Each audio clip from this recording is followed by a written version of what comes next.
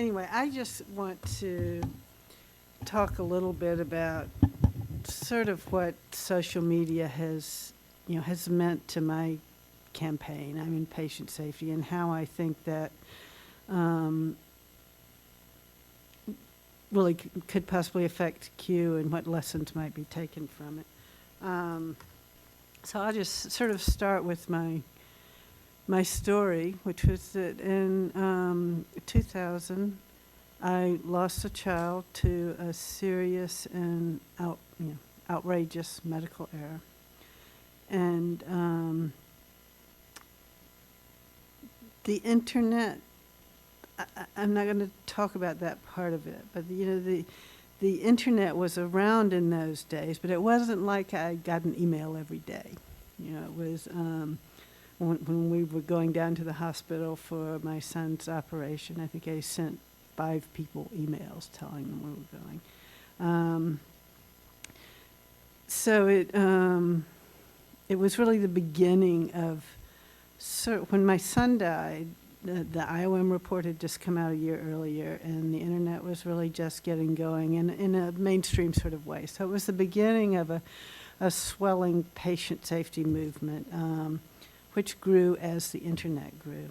So it was a small group of people that had been around, communicating by telephone and mail, that was gradually getting more interconnected through the internet. So one of the causes that I was involved in those days was opposition to tort reform, the limitation of liability on medical claims, on malpractice claims, because we thought that was really highly unsafe. And so it was a very contentious battle. And I'd been to D.C., and we'd lobbied in D.C., and we were having some really chaotic hearings in my home state of South Carolina. So these hearings went on till late in the night. And at the very end of it, this sort of elderly surgeon totters up to the microphone and starts talking about a patient named Linda McDougall in Michigan, who was sort of a poster child for the malpractice movement at that point. She had had both breasts removed as a result of a lab mistake. And so this doctor, who was actually locally quite prominent, goes up to the microphone and starts talking about how that really was not a big deal, and Linda McDougall really was sort of lucky that she would otherwise have gotten old and had her breasts hanging down to her knees like a picture out of National Geographic, but that she would have new, firm breasts and was a very fortunate woman. And you can imagine that created a bit of a stir. The reporter who was covering the hearings covered it in the newspaper. So there was an article in the paper. And I had the email addresses of the people I had been lobbying with in Washington. So I sent this account out. And the next day it was on talk radio in Linda McDougall's home state of Michigan. And that was absolutely thrilling to be able to have information with that immediacy and that relevance, in the right spot at the right time. We just had not been able to do that before. So that was really the beginning of my, use of electronic media as an organizing tool. And it was also the beginning of my email list. What I realized fairly early on was that you can't really organize people on something like that. They're volunteers. They're doing it for memorial reasons. They have various limitations: time, money, physical ability. You just can't organize people, even though it's such a pressing issue. So I thought that the best I could do was really keep people in touch. And so I cobbled together this email list, which is still going 12, 13 years later. And just started, sending out information, announcements, articles, keeping people in touch so that people knew what was going on with other people. And as time went on, it got a little harder to do that. In email, the email services don't like bulk email anymore, and they certainly don't like it when it's about medical things. So I had to get an email service, which is pretty cumbersome, and I started looking around for another outlet. And I'd been on Facebook for a while, but inactive because I had privacy concerns. I didn't ever post anything on there really, but I started a Facebook group as an outlet for some of these things, which is, ridiculously easy to do. You just scroll down to the bottom where it says create group, and you can have a group up in half an hour or less. You can have a nice looking group up in half an hour. So I created a group, and it was one of about half a dozen at that point that various patient safety organizations had. And they were quite popular. There was a huge amount of enthusiasm. People flocked to these groups. But it was the same people in all of them. And the last one, finally, ProPublica weighed in, and they got a group after sort of learning from all the rest of us. And their group is very large now. It's well over 1,000 members, and they have a lot of files and things on there that we don't all have on the other groups. But they have been sort of, they're a very effective way of getting things going. People posted a lot for a while. They do much less, but there's a lot of information exchange still. And for a while, they were really very important sort of sources of support.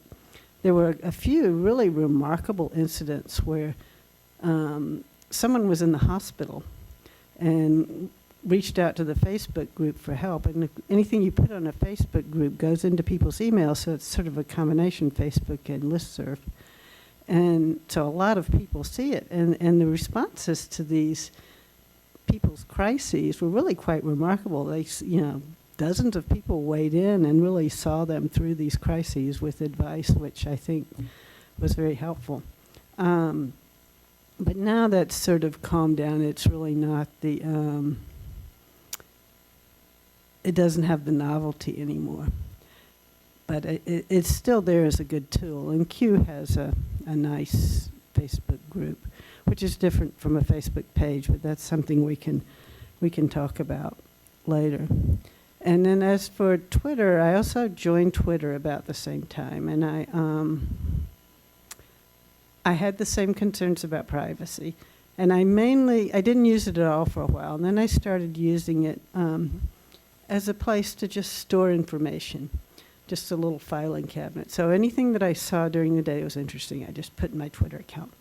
And I use the Twitter account, I sort of mine it. I then get things out of the Twitter account, put them on the Facebook group or in the email list. Or I, just use them for information because I know they're in there. So that's my main use of Twitter. It's just part of this sort of continuum of information that I use in different ways. And I also have a website that's called advocatedirectory.org, which also grew out of the email list. Was just it's just all the organizations, but it's patient safety, patient organizations, consumer organizations, bioethics, anything that I think is useful or helpful to patients who are interested in medical quality of any sort. A lot of pharma stuff. So it all ties together, but I think Twitter really is the basis of it. And, I never thought Twitter was really going to go anywhere. In fact, I advised people against it. I thought it was ridiculous, 140 characters, and really sealed my opinion when my daughter was a senior in high school, and Larry King was still on television, right? And he was boasting about all his Twitter followers, and my daughter said, "What's Twitter?" I thought, okay, this is not the wave of the future.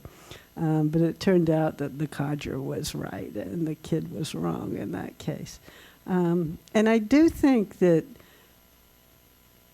there's something very addictive about Twitter. My friend Paul Levy, who blogs at Not Running a Hospital, says Facebook is the gateway drug to the crack that is Twitter. So I'm addicted, I guess. I mean, it doesn't take time, you know. I just put things on there as I see them. I don't. It's not a time-consuming thing, but it's just it becomes part of your fabric. And I think part of it is that it's just a, you know, there's something very democratic about it in a very unequal time. But everybody's got 140 characters. Everybody's trying to do the same thing. You can, you know, you can talk to anybody on Twitter. It's you know, it's sort of a seductive thing. So in terms of Q has the Facebook page, the Facebook group page, which I think could be built up a lot more. It has a Twitter account, which is fairly new and young, doesn't have many followers. I do think that there's probably more and more interesting evidence-based medicine material out there than almost in any other topic I deal with. And there's just great stuff. You know, there's controversy, there are articles, there's a great listserv for those of you who don't know about it. But I think some of the dialogue that takes place on the listserv could profitably be on Facebook and Twitter as well. We've got videos, you know, we've got singing, evidence-based pharmacists. I mean, we really have a lot. We've got podcasts. Nobody else has these things. I mean, there's a lot that we could put on there and, you know, really make it interesting and appealing.